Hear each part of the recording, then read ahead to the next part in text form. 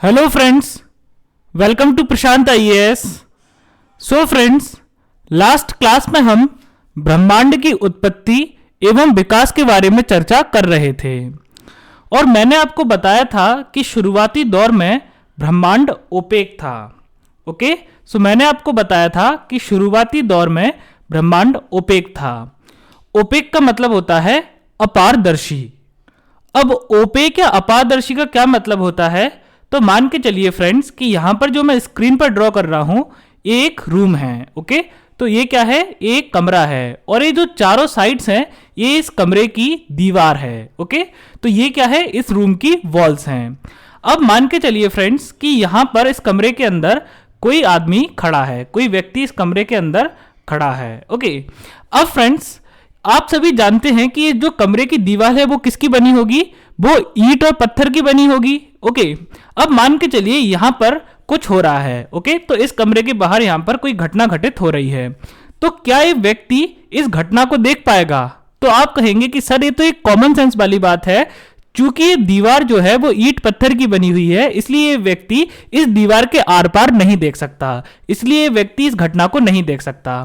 तो हम कहेंगे कि ये जो दीवार है, ये दीवार कैसी है, ये दीवार ओपेक है, यानी कि ये दीवार अपारदर्शी है। तो अपारदर्शी का मतलब होता है कि आप जिस वस्तु के आर पार नहीं देख पाए। अपारदर्शी का मतलब होता है कि जिस वस्तु के आर पार लाइट ना जा पाए। ओके, तो इस दीवार के आर पार लाइट नहीं जा सकती, इस दीवार के आर पार प्रकाश नहीं जा सकता। ओके, इसीलिए इस कारण से दीवार जो है अपारदर्शी है, यानी कि ओपेक है।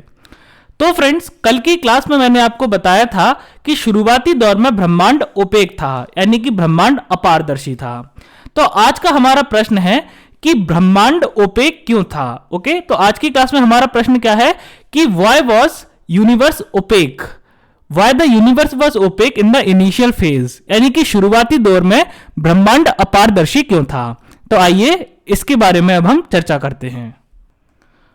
सो फ्रेंड्स, मान के चलिए कि ये जो यहां पे मैंने ड्रॉ किया है ये शुरुआती दौर का ब्रह्मांड है। ओके, तो ये क्या है, ये यूनिवर्स है, यानी कि ये ब्रह्मांड है। अब फ्रेंड्स, मैंने आपको बताया था कि शुरुआती दौर में ब्रह्मांड का तापमान बहुत अधिक था। ओके, तो शुरुआती दौर में ब्रह्मांड का जो तापमान है वो बहुत ज्यादा अधिक था, यानी कि टेम्परेचर बहुत ज्यादा हाई था। उसके अलावा ब्रह्मांड में जो ऊर्जा थी, ओके, ब्रह्मांड में जो ऊर्जा थी, ऊर्जा यानी कि जो एनर्जी थी वो भी बहुत ज्यादा थी। ओके, तो शुरुआती दौर में ब्रह्मांड की क्या स्थिति थी कि ब्रह्मांड का तापमान बहुत ज्यादा अधिक था, उसके अलावा ब्रह्मांड में बहुत अधिक मात्रा में ऊर्जा मौजूद थी, यानी कि एनर्जी प्रेजेंट थी। अब फ्रेंड्स, मान के चलिए ये जो मैं स्क्रीन पर ब्रह्मांड के अंदर बना रहा हूं ये एक न्यूक्लियस है। ओके, तो ये क्या है, एक न्यूक्लियस है। न्यूक्लियस का अर्थ होता है नाभिक।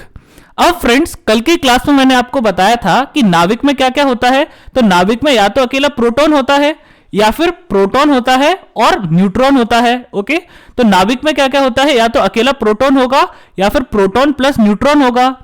अब फ्रेंड्स, इस बात का मतलब यह है कि नाभिक के अंदर प्रोटॉन का होना तो तय है, और प्रोटॉन पे कैसा चार्ज होता है, प्रोटॉन पे पॉजिटिव चार्ज होता है, यानी कि नाभिक पर भी कैसा चार्ज होगा, न्यूक्लियस पर कैसा चार्ज होगा, पॉजिटिव चार्ज होगा।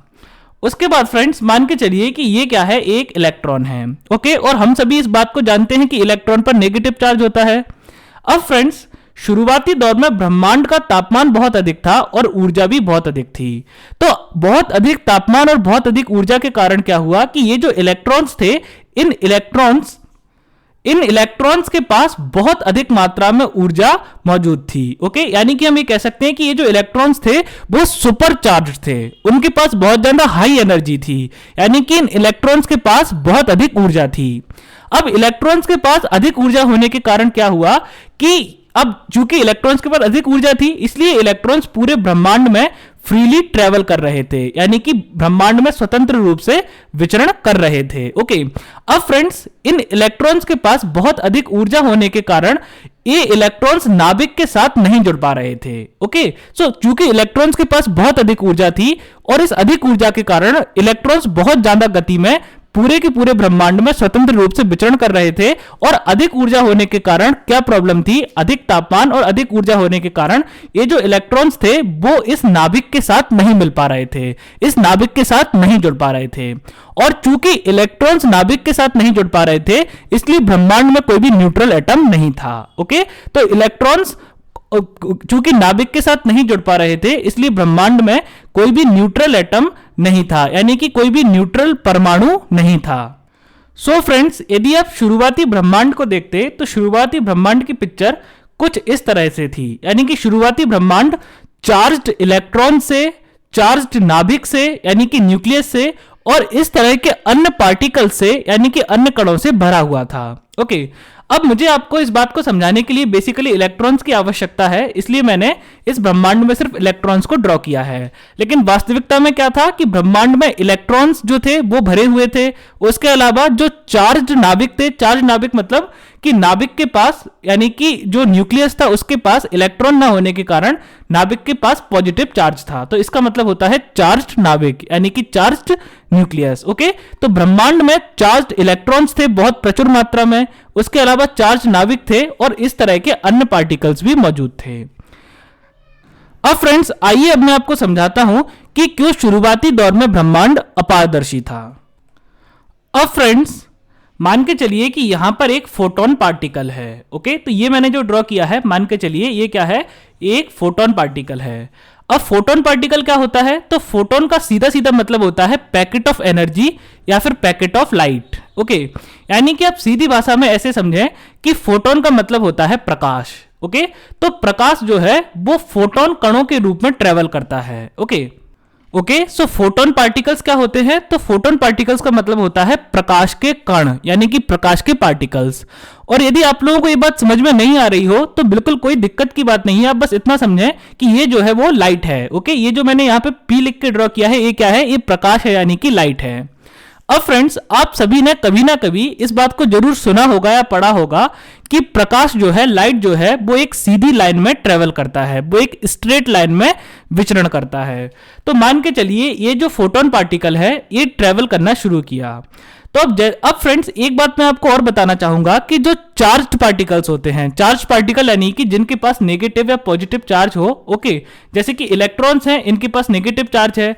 ऐसे ही जो न्यूक्लियस है, न्यूक्लियस के पास कैसा चार्ज है, यानी कि नाभिक के पास पॉजिटिव चार्ज है। तो जो भी चार्ज पार्टिकल्स होते हैं ये उनकी फंडामेंटल प्रॉपर्टी है, यानी कि उनकी मौलिक विशेषता है कि वो प्रकाश के साथ इंटरेक्ट करते हैं। इंटरेक्ट का मतलब है जैसे कि मान के चलिए एक इलेक्ट्रॉन है और एक फोटोन पार्टिकल है, तो ये फोटोन पार्टिकल और इलेक्ट्रॉन एक दूसरे पर प्रभाव डालते हैं। ये इलेक्ट्रॉन इस फोटोन पार्टिकल को प्रभावित करेगा और ये फोटोन पार्टिकल इस इलेक्ट्रॉन को प्रभावित करेगा। ओके, और सबसे ज्यादा जो इंटरेक्शन होता है फोटोन पार्टिकल्स का यानी कि प्रकाश का, वो इलेक्ट्रॉन्स के साथ होता है। यानी कि फोटॉन्स पर, प्रकाश पर सबसे ज्यादा प्रभाव कौन डालता है, इलेक्ट्रॉन्स डालते हैं, और इलेक्ट्रॉन्स पर सबसे ज्यादा प्रभाव कौन डालता है, फोटोन पार्टिकल्स डालते हैं। इसीलिए इस एग्जांपल में मैंने इस ब्रह्मांड में सिर्फ इलेक्ट्रॉन्स को ड्रॉ किया है। ओके, अब फ्रेंड्स, यहां पर मैं इसकी डीप फिजिक्स में नहीं जाऊंगा, वरना जो भी बच्चे नॉन साइंस बैकग्राउंड से हैं, जिन्होंने 11th-12th में या उसके बाद ग्रेजुएशन लेवल पर फिजिक्स नहीं पढ़ी है, उनको इस चीज को समझने में प्रॉब्लम होगी। इसलिए मैं क्या करूंगा कि बहुत सिंपल से एग्जांपल से, बहुत साधारण से एग्जांपल से, बहुत सीधी भाषा में आपको इस बात को समझाने का प्रयास करूंगा कि कैसे ब्रह्मांड अपारदर्शी था, कैसे ब्रह्मांड ओपेक था। ओके, और चूंकि हम यहाँ पे जर्नल स्टडीज पढ़ रहे हैं तो हमें डीप फिजिक्स में जाने की जरूरत भी नहीं है। अपने सिलेबस के अकॉर्डिंग, आईएएस एग्जाम के सिलेबस के अकॉर्डिंग मैं आपको बहुत सीधी भाषा में समझाऊंगा जिससे कि आप इसका आंसर अच्छी तरीके से लिख सकें। तो फ्रेंड्स, मान के चलिए कि एक फोटोन पार्टिकल है। ओके, अब ये फोटोन पार्टिकल ये एक फोटोन पार्टिकल है और ये जो फोटोन कण है वो इस तरह से ट्रेवल कर रहा है। तो ये सबसे पहले आके इस इलेक्ट्रॉन से टकराएगा। ओके, अब जैसे ही इलेक्ट्रॉन से टकराएगा तो मैंने अभी आपको बताया कि जो चार्ज्ड पार्टिकल्स होते हैं जैसे कि इलेक्ट्रॉन्स, वो क्या करते हैं, फोटोन पार्टिकल्स पे प्रभाव डालते हैं। तो ये जो इलेक्ट्रॉन है वो क्या करेगा, इस फोटोन पार्टिकल की दिशा को बदल देगा। तो अब ये फोटोन पार्टिकल इस तरफ जाएगा। अब फिर से इस इलेक्ट्रॉन से टकराया तो इस इलेक्ट्रॉन ने फिर से प्रकाश की दिशा को बदल दिया। अब प्रकाश इस दिशा में जाएगा उसके बाद प्रकाश इस दिशा में जाएगा, फिर प्रकाश यहां जाएगा, यहां पर ये इस इलेक्ट्रॉन से टकराएगा और ये वाला इलेक्ट्रॉन फिर से उसके डायरेक्शन को, फिर से उसकी दिशा को बदल देगा। ओके, तो मान के चलिए इससे टकराने के बाद प्रकाश इस दिशा में गया। ओके, इससे टकराने के बाद प्रकाश इस दिशा में गया। इस इलेक्ट्रॉन ने फिर से क्या किया कि इसका जो प्रकाश की जो दिशा है, फोटोन पार्टिकल की जो दिशा है वो बदल दी और अब फोटोन पार्टिकल इस दिशा में जा रहा है। तो आप इस पूरी प्रोसेस से आप समझ पा रहे होंगे कि हो क्या रहा था शुरुआती ब्रह्मांड में, कि जो फोटोन पार्टिकल्स थे यानी कि प्रकाश के कण थे, वो इलेक्ट्रॉन से बार बार टकराकर उनकी दिशा बदल जा रही थी। यानी कि प्रकाश जो है वो स्वतंत्र रूप से विचरण नहीं कर पा रहा था, प्रकाश जो है वो स्वतंत्र रूप से ट्रेवल नहीं कर पा रहा था। और एक तरह से जो फोटोन पार्टिकल्स थे वो इन इलेक्ट्रॉन्स के क्लाउड में, यानी कि इन इलेक्ट्रॉन्स के बादलों में एक तरह से फंस गए थे। क्योंकि फ्रेंड्स याद कीजिए, मैंने आपको शुरुआती क्लास में यह भी बताया था कि ब्रह्मांड जो है वो शुरुआत में बहुत ज्यादा गर्म था, बहुत ज्यादा तापमान था, बहुत ज्यादा ऊर्जा थी और उसके साथ साथ ब्रह्मांड बहुत ज्यादा डेंस भी था, यानी कि ब्रह्मांड का घनत्व बहुत ज्यादा था। तो घनत्व यदि बहुत ज्यादा होगा तो क्या होगा कि एक छोटी सी जगह में बहुत सारे इलेक्ट्रॉन्स मौजूद होंगे, एक छोटी सी जगह में। ओके, ब्रह्मांड का घनत्व अधिक होने के कारण छोटी सी जगह में बहुत ज्यादा इलेक्ट्रॉन्स होंगे। तो इससे क्या होगा कि जब भी कोई प्रकाश का कण, यानी कि जब भी कोई फोटोन पार्टिकल ट्रेवल करने की कोशिश करेगा, विचरण करने की कोशिश करेगा, तो वो इन इलेक्ट्रॉन्स के बादल में, इन इलेक्ट्रॉन्स के क्लाउड में फंस के रह जाएगा। ओके, तो बार बार जब भी वो किसी एक इलेक्ट्रॉन से टकराएगा, ओके, तो वो इलेक्ट्रॉन उसकी दिशा बदल देगा और जैसे ही उसकी दिशा बदलेगी तो क्या होगा, तुरंत उसे दूसरा इलेक्ट्रॉन मिलेगा और वो दूसरे इलेक्ट्रॉन से टकराएगा, दूसरा इलेक्ट्रॉन फिर उसकी दिशा बदल देगा, तीसरा इलेक्ट्रॉन फिर से दिशा बदलेगा, चौथा इलेक्ट्रॉन फिर से दिशा बदलेगा। और इस तरह से क्या होगा कि जो फोटोन पार्टिकल्स हैं, यानी कि जो प्रकाश के कण हैं, वो यहां पर इन इलेक्ट्रॉन्स के बीच में फंस के रह जाएंगे। और चूंकि जो प्रकाश के कण हैं वो इन इलेक्ट्रॉन्स के बीच में फंस के रह जाएंगे, तो उससे क्या होगा कि प्रकाश स्वतंत्र रूप से विचरण नहीं कर पाएगा, फ्रीली ट्रेवल नहीं कर पाएगा। और ओपेक का क्या मतलब होता है फ्रेंड्स, तो इस लेक्चर के शुरुआत में मैंने आपको बताया था अपारदर्शी का क्या मतलब होता है। तो अपारदर्शी का मतलब होता है कि यदि किसी वस्तु के आर पार प्रकाश ट्रेवल नहीं कर सके, यदि किसी वस्तु के आसपास स्वतंत्र रूप से प्रकाश नहीं जा सके। ओके, तो यही ब्रह्मांड में हो रहा था। ओके, अब मान के चलिए यहां से किसी फोटोन पार्टिकल ने ट्रेवल करना शुरू किया और वो यहीं पर फंस के रह गया। ओके, क्या हुआ कि किसी फोटोन पार्टिकल ने यहां से ट्रेवल करना शुरू किया और वो इस जगह पर फंस के रह गया। ओके, तो ये फोटोन पार्टिकल जो है वो यहां तो पहुंच ही नहीं पाएगा। ओके, इस जगह पहुंच ही नहीं पाएगा। ओके, तो क्या होगा कि यदि मान के चलिए कोई व्यक्ति यहां पर खड़ा है तो उस व्यक्ति को यह दिखाई नहीं देगा कि उसके पास में भी क्या हो रहा है। ओके, क्योंकि हमें कैसे दिखता है, हमें फोटोन पार्टिकल से प्रकाश की मदद से देखते हैं। आप बताइए कि यदि आप किसी अंधेरे कमरे में हो, ओके, तो उस समय आप देख पाएंगे? बिल्कुल नहीं देख पाएंगे। तो हम कैसे देखते हैं, तो जब किसी भी वस्तु से फोटोन पार्टिकल्स यानी कि प्रकाश टकराता है और उसके बाद वो प्रकाश हमारी आंखों में जाता है, तब हम उस वस्तु को देख पाते हैं। ओके, लेकिन यदि फोटोन पार्टिकल्स हमारी आंखों तक पहुंच ही नहीं पाए तो क्या होगा, हम देख नहीं पाएंगे। ओके, और यही शुरुआती ब्रह्मांड में हो रहा था कि फोटोन पार्टिकल्स इलेक्ट्रॉन्स के क्लाउड में फंस के रह गए थे और फोटोन पार्टिकल्स जो थे यानी कि प्रकाश के कण जो थे वो ब्रह्मांड में स्वतंत्र रूप से विचरण नहीं कर पा रहे थे, जिसके कारण प्रकाश एक जगह से दूसरी जगह नहीं जा पा रहा था और इस कारण से ब्रह्मांड जो था वो अपारदर्शी था यानी कि ओपेक था। अब फ्रेंड्स, आपको यहां पर एक बात और समझनी है कि पदार्थ के इस स्वरूप को यानी कि मैटर के इस फॉर्म को हम क्या कहते हैं, पदार्थ के स्वरूप को हम कहते हैं प्लाज्मा स्टेट। ओके, इसे हम क्या कहते हैं, प्लाज्मा स्टेट। ओके, तो जैसे कि मान के चलिए अब प्लाज्मा स्टेट क्या होता है, यानी कि पदार्थ का प्लाज्मा स्वरूप क्या होता है।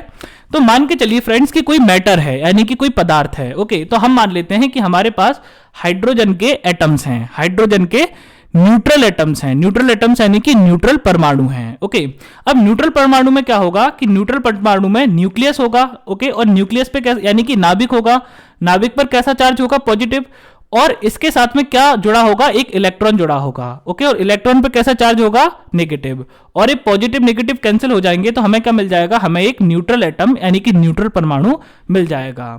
ओके, अब मान के चलिए ऐसा बहुत सारा मैटर है यानी कि हाइड्रोजन के ऐसे बहुत सारे एटम्स हैं, परमाणु हैं।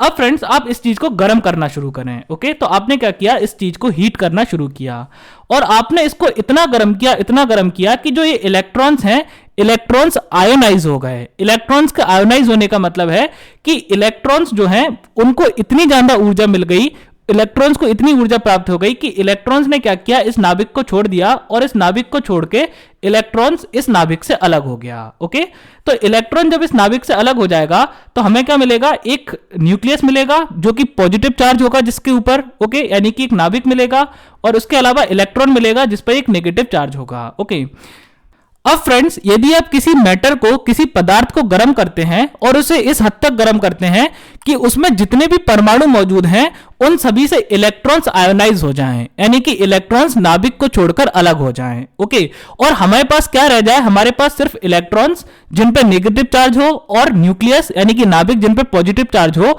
इस तरह का पदार्थ बचे। तो पदार्थ के इस स्टेट को बोलते हैं प्लाज्मा स्टेट। ओके, तो शुरुआती दौर में ब्रह्मांड जो था वो प्लाज्मा स्टेट में था। तो आपको इस बात को ध्यान रखना होगा कि शुरुआती दौर में ब्रह्मांड जो था वो प्लाज्मा स्वरूप में था। अब फ्रेंड्स प्लाज्मा स्वरूप हमेशा ओपेक होता है, यानी कि अपारदर्शी होता है।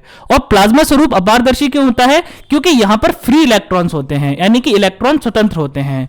तो जब भी प्रकाश एक जगह से दूसरी जगह जाने का प्रयास करता है तो वो इन इलेक्ट्रॉन्स के बीच में फंस जाता है और वो एक जगह से दूसरी जगह नहीं जा पाता। तो यदि कोई आपसे पूछे कि शुरुआती दौर में ब्रह्मांड जो है वो अपारदर्शी क्यों था, शुरुआती दौर में ब्रह्मांड जो है वो ओपेक क्यों था, तो आप इसका आंसर एक लाइन में दे सकते हैं कि शुरुआती दौर में ब्रह्मांड प्लाज्मा स्वरूप में था, प्लाज्मा स्टेट में था। और जो प्लाज्मा स्वरूप है, ओके, शुरुआती दौर में ब्रह्मांड में केवल हाइड्रोजन था और हाइड्रोजन भी किस स्वरूप में था, प्लाज्मा स्वरूप में था, यानी कि प्लाज्मा स्टेट में था। और फिर आप ये कह सकते हैं कि जो प्लाज्मा हाइड्रोजन है, ओके, प्लाज्मा हाइड्रोजन है वो ओपेक होता है, वो अपारदर्शी होता है, इसलिए ब्रह्मांड भी कैसा था, अपारदर्शी था, यानी कि ओपेक था। तो आपको यदि एक लाइन में इस चीज का आंसर देना हो तो आप इस तरह से भी दे सकते हैं। उसके बाद आइए फ्रेंड्स अब हम जानने की कोशिश करते हैं कि व्हाट हैपेंड नेक्स्ट। ओके, यानी कि यहां तक की कहानी हमने पढ़ ली, लेकिन इसके बाद आगे क्या होता है। ओके, तो फ्रेंड्स ये जो हमने कहानी पढ़ी, अब ऐसा ही ब्रह्मांड यानी कि बिग बैंग के 3,80,000 साल तक कंटिन्यू रहता है। ओके, तो अभी तक मैंने जो आपको पढ़ाया वो सब अगले 3 ब्रह्मांड बनने के यानी कि बिग बैंग होने के अगले 3,80,000 साल तक ऐसा ही होता रहता है। अब फ्रेंड्स आपको कुछ बुक्स में ये फिगर मिल जाएगा 3 लाख, ओके, कि ब्रह्मांड बनने के अगले 3 लाख साल तक ऐसा होता है। कुछ बुक्स 4 लाख साल भी कहती हैं, ओके, लेकिन जो अभी सर्वमान्य फिगर है यानी कि अभी जो सब लोग इस चीज को मानते हैं वो 3,80,000 साल है। ओके, तो इस चीज में हमको डिबेट नहीं करनी है, ओके, क्योंकि अगर हम यदि हम 13.7 बिलियन साल की बात कर रहे हैं कि बिग बैंग आज से 13.7 बिलियन साल पहले हुआ था, तो 13.7 बिलियन के सामने 3,80,000 या 3 लाख या 4 लाख एक सेकंड के बराबर है या उससे भी कम है। ओके, तो इस चीज पर हम डिबेट नहीं करेंगे। ओके, सो क्या हुआ कि ये जो कहानी है वो अगले 3,80,000 साल तक ऐसे ही चलती रही। अब 3,80,000 साल बाद क्या हुआ फ्रेंड्स, तो 3,80,000 साल बाद क्या हुआ कि ब्रह्मांड का जो तापमान था यानी कि ब्रह्मांड का जो टेम्परेचर था वो बहुत ज्यादा कम हो गया। ओके, अब ब्रह्मांड का टेम्परेचर कम होने से क्या हुआ कि जो फ्री इलेक्ट्रॉन्स थे यानी कि जो स्वतंत्र इलेक्ट्रॉन्स घूम रहे थे उनके पास जो ऊर्जा थी, इनकी ऊर्जा भी कम हो गई। ओके, सो जो इलेक्ट्रॉन्स घूम रहे थे इन इलेक्ट्रॉन्स की ऊर्जा भी और कम हो गई। अब इलेक्ट्रॉन्स के पास कम ऊर्जा थी, क्योंकि तापमान बहुत कम हो चुका था, इसलिए अब इलेक्ट्रॉन्स के पास भी बहुत कम ऊर्जा थी। अब मान के चलिए फ्रेंड्स कि ये एक न्यूक्लियस है। ओके, ये क्या है, एक हाइड्रोजन का न्यूक्लियस है। अब चूंकि न्यूक्लियस के पास प्रोटॉन होता है, ठीक है, इसलिए इस न्यूक्लियस के पास पॉजिटिव चार्ज है। तो अब ये जो इलेक्ट्रॉन है जब इस न्यूक्लियस के पास पहुंचेगा, ओके, और इस न्यूक्लियस के पास क्या, और इलेक्ट्रॉन के पास क्या है, इस इलेक्ट्रॉन के पास ऊर्जा बहुत कम है। ओके, इस इलेक्ट्रॉन के पास ऊर्जा बहुत कम है। तो अब ये जो इलेक्ट्रॉन है वो इस न्यूक्लियस के साथ में जुड़ जाएगा। ओके, तो क्या होगा कि चूंकि इलेक्ट्रॉन के पास बहुत कम ऊर्जा है, तो जब ये इलेक्ट्रॉन इस न्यूक्लियस के पास, इस नाभिक के पास पहुंचेगा, तो ये इलेक्ट्रॉन क्या होगा, इस नाभिक के साथ जुड़ जाएगा। और जैसे ये इलेक्ट्रॉन इस नाभिक के साथ जुड़ेगा तो क्या होगा, ये पॉजिटिव, ये नेगेटिव, हमें क्या मिल जाएगा, हमें एक न्यूट्रल एटम यानी कि एक न्यूट्रल परमाणु प्राप्त हो जाएगा। तो फ्रेंड्स बिग बैंग के 3,80,000 साल बाद क्या हुआ कि ब्रह्मांड में न्यूट्रल एटम्स बन गए, यानी कि न्यूट्रल परमाणु बन गए। अब आप कहेंगे कि सर न्यूट्रल एटम्स या न्यूट्रल परमाणु बनने से क्या लाभ है और इसका सिग्निफिकेंस क्या है, इसका महत्व क्या है। तो आइए मैं अब आपको समझाता हूं कि न्यूट्रल एटम्स यानी कि न्यूट्रल परमाणु बनने का क्या महत्व है। सो फ्रेंड्स, अभी मैंने आपको समझाया था कि जब पदार्थ प्लाज्मा स्टेट में था, ओके, यानी कि जब शुरुआती दौर में क्या था कि सारे इलेक्ट्रॉन्स जो थे, सारे इलेक्ट्रॉन्स स्वतंत्र थे, यानी कि सारे इलेक्ट्रॉन्स फ्री थे।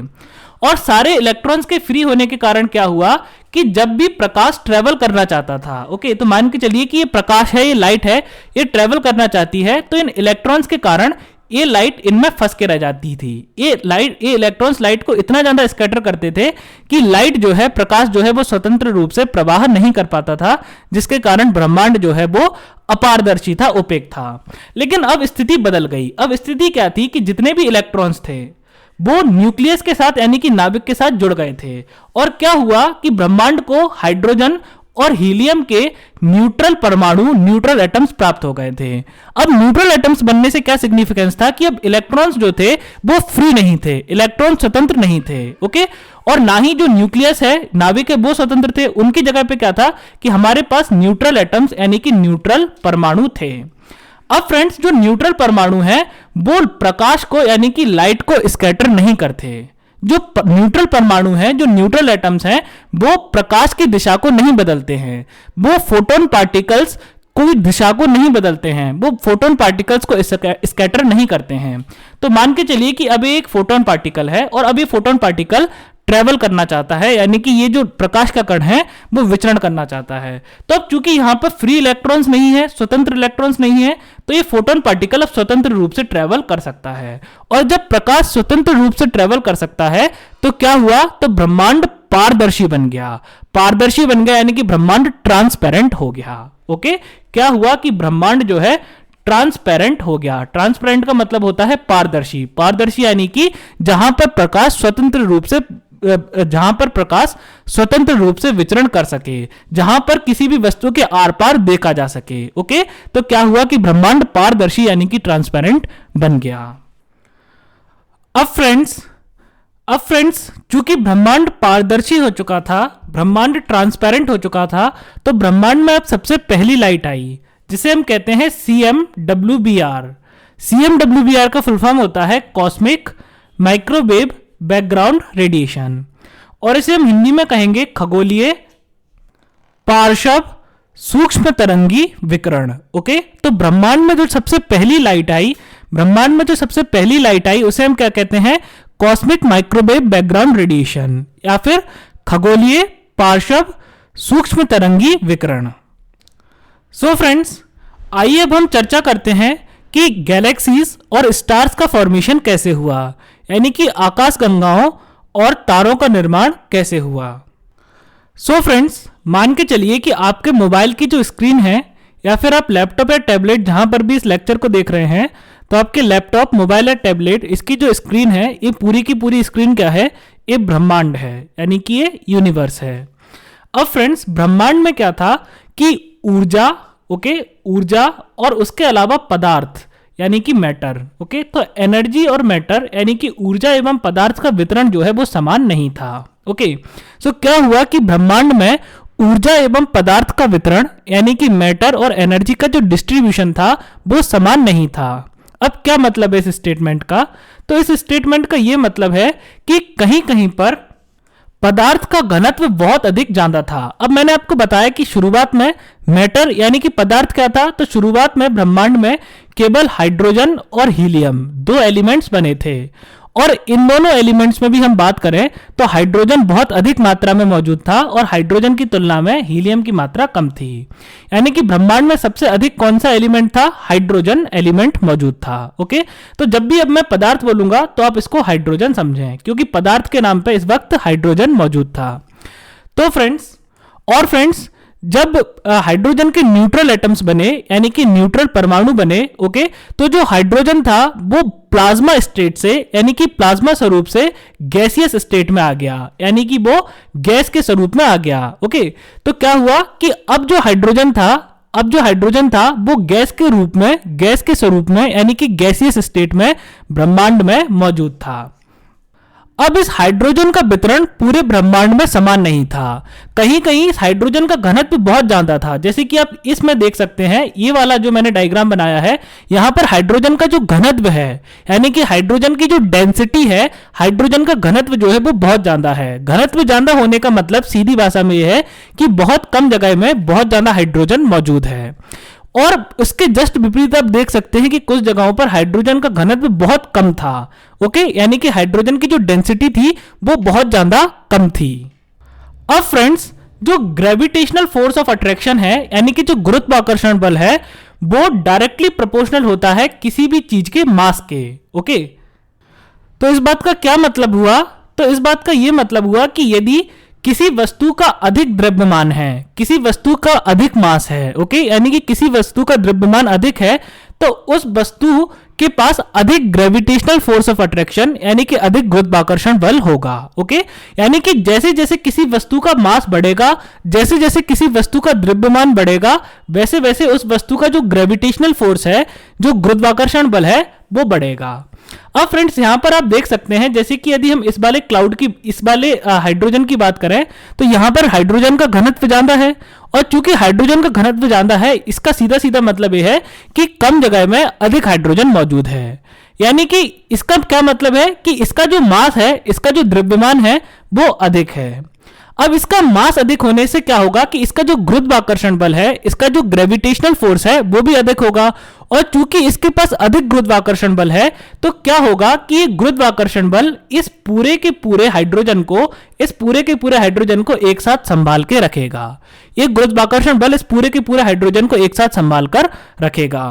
उसके अलावा जो आसपास थोड़ा बहुत हाइड्रोजन और है, यानी कि जो जहां पर हाइड्रोजन कम मात्रा में मौजूद है, वो उस हाइड्रोजन को भी अपनी तरफ अट्रैक्ट कर लेगा, यानी कि उस हाइड्रोजन को भी अपनी तरफ आकर्षित कर लेगा।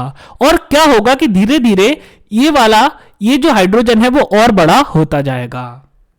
अब फ्रेंड्स, चूंकि इस हाइड्रोजन के पास अधिक मास था, तो इस हाइड्रोजन के पास अधिक गुरुत्वाकर्षण बल था, और इसने अपने अधिक गुरुत्वाकर्षण बल से क्या किया कि आसपास जितना भी थोड़ा बहुत हाइड्रोजन मौजूद था, ओके, तो आसपास जितना भी हाइड्रोजन मौजूद था, इसने उस हाइड्रोजन को अपने साथ मिला लिया। उसके अलावा इस गुरुत्वाकर्षण बल ने क्या किया कि हाइड्रोजन के इस पूरे के पूरे बादल को एक साथ संभाल के रखा। इसके गुरुत्वाकर्षण बल, ग्रेविटेशनल फोर्स ऑफ अट्रैक्शन, गुरुत्वाकर्षण बल ने क्या किया कि इस पूरे के पूरे हाइड्रोजन को, इस पूरे के पूरे हाइड्रोजन के बादल को, हाइड्रोजन के क्लाउड को एक साथ संभाल के रखा। और फ्रेंड्स, ब्रह्मांड में इस तरह के बहुत सारे हाइड्रोजन के बहुत बड़े बड़े बादल निर्मित हो गए। ओके, तो क्या हुआ कि शुरुआती ब्रह्मांड में जो पदार्थ है और जो ऊर्जा है, उसका घनत्व समान नहीं था। शुरुआती ब्रह्मांड में पदार्थ का वितरण समान नहीं था, यानी कि मैटर का डिस्ट्रीब्यूशन इक्विवेलेंट नहीं था, इक्वल नहीं था। और इसके कारण क्या हुआ कि जो हाइड्रोजन के बादल अधिक घने थे, यानी कि जिनके पास अधिक मास था, तो उनके पास अधिक गुरुत्वाकर्षण बल था, और इस अधिक गुरुत्वाकर्षण बल ने क्या किया कि आसपास के हाइड्रोजन को भी इन बादलों के साथ मिला दिया। और ये जो हाइड्रोजन के बादल थे, ये बहुत ज्यादा बड़े हो गए, बहुत ज्यादा बड़े हो गए। ओके, उसके अलावा इस ग्रेविटेशनल फोर्स ने, यानी कि गुरुत्वाकर्षण बल ने हाइड्रोजन के इस पूरे के पूरे बादल को एक साथ बांध कर रखा, और पूरे ब्रह्मांड में ऐसे कई हाइड्रोजन के बादल निर्मित हो गए। अब फ्रेंड्स, हाइड्रोजन के ऐसे बादल को हम कहते हैं नेबुला, जिसे हम हिंदी में कहेंगे निहारिका। ओके, तो नेबुला या निहारिका क्या है? तो नेबुला या निहारिका का मतलब होता है हाइड्रोजन का बहुत बड़ा बादल, हाइड्रोजन का बहुत बड़ा क्लाउड। ओके, अब फ्रेंड्स, उसके बाद क्या हुआ कि ये जो नेबुला था, यानी कि ये जो निहारिका थी, इन्हीं निहारिकाओं ने, इन्हीं नेबुलाज ने आगे जाकर गैलेक्सीज का निर्माण किया, यानी कि आकाश गंगाओं का निर्माण किया। ओके, तो ये जो नेबुला था, ये जो निहारिका थी, इसी ने आगे जाकर गैलेक्सी का, यानी कि आकाश गंगा का निर्माण किया। तो इसी तरह से घटनाक्रम आगे चलता गया, और धीरे धीरे जाके ये जो नेबुला थे, ये जो निहारिका थी, वो गैलेक्सी में, आकाश गंगा में परिवर्तित हो गई। अब फ्रेंड्स, ये जो निहारिका थी, तो मैंने आपको बताया निहारिका या नेबुला क्या है। तो नेबुला का मतलब है कि हाइड्रोजन का एक बहुत बड़ा बादल, हाइड्रोजन का एक बहुत बड़ा क्लाउड। ओके, तो फ्रेंड्स, अब इस निहारिका के अंदर भी क्या हुआ कि डेंसिटी डिफरेंसेस उत्पन्न होने लगे। डेंसिटी डिफरेंसेस यानी कि घनत्व में अंतर। तो क्या मतलब है इस बात का? तो जैसे कि मैंने आपको बताया कि ब्रह्मांड में क्या था कि पदार्थ का वितरण जो है समान नहीं था। कहीं कहीं पदार्थ अधिक मात्रा में मौजूद था, कहीं कहीं पदार्थ कम मात्रा में मौजूद था। तब ऐसा ही इस नेबुला के अंदर, इस निहारिका के अंदर होने लगा। क्या हुआ कि इस नेबुला के अंदर कहीं कहीं पे क्या हुआ कि हाइड्रोजन का घनत्व बहुत ज्यादा था। ओके, तो इस नेबुला के अंदर भी कहीं कहीं हाइड्रोजन का घनत्व यानी कि हाइड्रोजन की डेंसिटी बहुत ज्यादा थी, लेकिन इस नेबुला में किसी किसी जगह पर हाइड्रोजन का घनत्व काफी कम था। ओके, और किसी किसी जगह पर इस नेबुला में हाइड्रोजन का घनत्व बहुत ज्यादा था। अब फ्रेंड्स, ये जो ज्यादा घनत्व वाले इलाके थे, जैसे कि यदि हम इसकी बात करें तो ये जो ज्यादा घनत्व वाले, ज्यादा डेंसिटी वाले इलाके थे, तो डेफिनेटली इनका जो मास था, इनका मास यानी कि इनका द्रव्यमान अधिक था। ओके, और यदि इनका मास अधिक होगा तो क्या होगा, इनके अंदर जो ग्रेविटेशनल फोर्स ऑफ अट्रैक्शन है यानी कि गुरुत्वाकर्षण बल है वो भी अधिक होगा। अब इनके अंदर अधिक गुरुत्वाकर्षण बल होने के कारण क्या हुआ कि इस पूरे के पूरे हाइड्रोजन को इस गुरुत्वाकर्षण बल ने एक साथ बांध के रखा। उसके अलावा आसपास के हाइड्रोजन को भी इस गुरुत्वाकर्षण बल ने अपने ये जो ज्यादा घनत्व वाला इलाका था, तो इसका जो गुरुत्वाकर्षण बल था, इसने क्या किया कि जो हाइड्रोजन था आसपास का, उस हाइड्रोजन को भी अपनी तरफ अट्रैक्ट किया यानी कि अपनी तरफ आकर्षित किया। ओके, अब इससे क्या हुआ फ्रेंड्स कि पहला काम गुरुत्वाकर्षण बल ने क्या किया कि इस पूरे के पूरे हाइड्रोजन को एक साथ बांध के रखा, इस ज्यादा घनत्व वाले हाइड्रोजन को एक साथ बांध के रखा। उसके अलावा आसपास का जो हाइड्रोजन था उसको भी इसके अंदर समेट लिया। तो इससे ये जो ज्यादा घनत्व वाला हाइड्रोजन था ये और अधिक बड़ा हो गया। ओके, तो क्या हुआ कि ये और अधिक बड़ा हो गया, ये जो ज्यादा घनत्व वाला हाइड्रोजन था ये और अधिक बड़ा हो गया। अब फ्रेंड्स, जिस नेबुला ने गैलेक्सी का निर्माण किया उसे हम कहते हैं गैलेक्टिक नेबुला, और जिस नेबुला, ओके, इसे हम कहते हैं गैलेक्टिक नेबुला। उसके अलावा जो गैलेक्टिक ओके, तो जैसे ये वाला नेबुला, इसे हम क्या कहेंगे, गैलेक्टिक नेबुला। अब फ्रेंड्स, जो गैलेक्टिक नेबुला है, मैंने आपको बताया कि उसके अंदर क्या हुआ कि उसके अंदर भी सेम प्रोसेस रिपीट हुई कि कहीं कहीं पर हाइड्रोजन का घनत्व ज्यादा था और कहीं कहीं पर हाइड्रोजन का घनत्व कम था। तो जो ज्यादा घनत्व वाले इलाके थे, ये पहली स्टेज है और ये दूसरी स्टेज है। तो जो ज्यादा घनत्व वाले इलाके थे उन्होंने क्या किया, उसके पास ज्यादा गुरुत्वाकर्षण बल था, तो उसके गुरुत्वाकर्षण बल ने सबसे पहले पूरे के पूरे हाइड्रोजन को साथ बांधकर रखा। उसके अलावा आसपास का हाइड्रोजन को भी अट्रैक्ट किया, और इसके कारण क्या हुआ कि ये जो ज्यादा घनत्व वाले इलाके थे ये और बड़े हो गए। ओके, तो इसको हम कहते हैं स्टीलर नेबुला। ओके, इसे हम क्या कहते हैं, इसे हम कहते हैं स्टीलर नेबुला। तो जो स्टीलर नेबुला था वो गैलेक्टिक नेबुला के अंदर बने। तो जो स्टीलर नेबुला थे, स्टीलर नेबुला का सीधा सीधा मतलब है कि गैलेक्टिक नेबुला के अंदर ज्यादा घनत्व वाले इलाके, मोर डेंसिटी वाले इलाके। ओके, तो जो स्टीलर नेबुला था एक किसके अंदर बना, एक गैलेक्टिक नेबुला के अंदर बना। और फ्रेंड्स, ये जो स्टीलर नेबुला थे इन्होंने ही आगे जाके तारों का निर्माण किया यानी कि स्टार्स का फॉर्मेशन किया। तो आइए अब मैं आपको समझाता हूं कि स्टीलर नेबुला ने किस तरह से तारों का निर्माण किया। अब फ्रेंड्स, क्या हुआ कि ये जो स्टीलर नेबुला है, स्टीलर नेबुला का मास बहुत ज्यादा था, और मास अधिक होने के पास इसके पास गुरुत्वाकर्षण बल भी अधिक था। ओके, तब इस गुरुत्वाकर्षण बल ने क्या किया, इस ग्रेविटेशनल फोर्स ऑफ अट्रैक्शन ने क्या किया कि इस स्टीलर नेबुला को अपने अंदर कंप्रेस करना शुरू कर दिया, यानी कि उसको अपने अंदर संकुचित करना शुरू कर दिया। ओके, तब इस गुरुत्वाकर्षण बल ने, ग्रेविटेशनल फोर्स ने क्या किया कि स्टीलर नेबुला को यानी कि ज्यादा घनत्व वाले इलाके को अपने ही अंदर संकुचित करना। ओके, यानी कि जैसे मान के चलिए ग्रेविटेशनल फोर्स क्या कर रहा है, इस पूरे के पूरे नेबुला को अंदर खींच रहा है। ओके, यानी कि इसको कंप्रेस कर रहा है, इस पर दबाव डाल रहा है, इसको अंदर खींच रहा है। ओके, तो गुरुत्वाकर्षण बल ने क्या किया कि इस स्टीलर नेबुला को कंप्रेस करना शुरू कर दिया, यानी कि इसको अपने ही अंदर संकुचित करना शुरू कर दिया।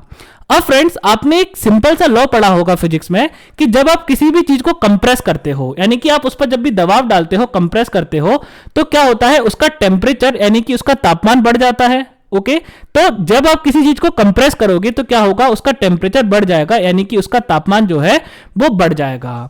और फ्रेंड्स, क्या हुआ कि इतना अधिक कंप्रेशन हुआ, गुरुत्वाकर्षण बल के कारण इतना अधिक संकुचन हुआ कि ये जो स्टीलर नेबुला था इसका तापमान -173 डिग्री सेल्सियस -173 डिग्री सेल्सियस से बढ़कर 10 मिलियन डिग्री सेल्सियस हो गया। ओके, 10 मिलियन डिग्री सेल्सियस का मतलब होगा 1 करोड़ डिग्री सेल्सियस। ओके, तो इतना अधिक कंप्रेशन हुआ कि ये जो स्टीलर नेबुला था, स्टीलर नेबुला का तापमान -173 डिग्री सेल्सियस से बढ़कर 10 मिलियन डिग्री सेल्सियस हो गया, यानी कि 1 करोड़ डिग्री सेल्सियस हो गया।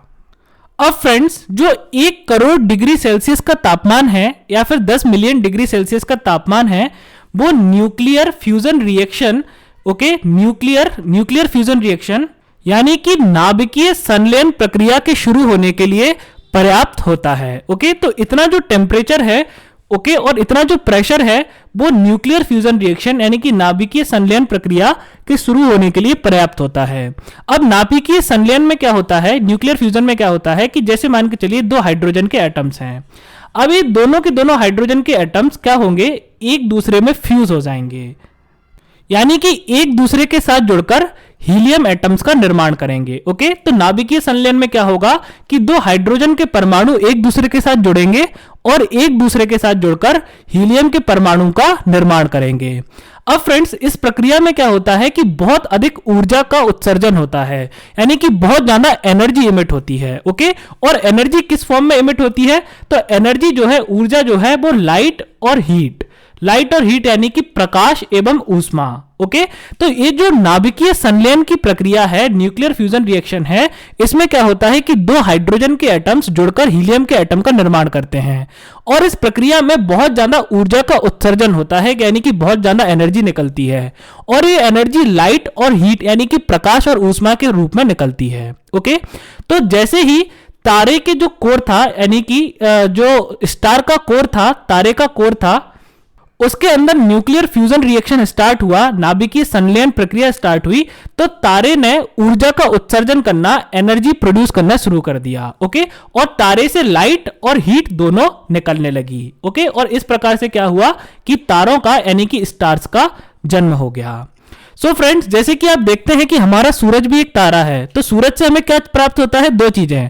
सबसे पहली चीज लाइट। ओके, तो दिन में क्या होता है कि सूरज की इतनी ज्यादा लाइट होती है कि हमें किसी और कृत्रिम लाइट की आवश्यकता नहीं पड़ती। उसके अलावा सूरज से हमें हीट भी प्राप्त होती है।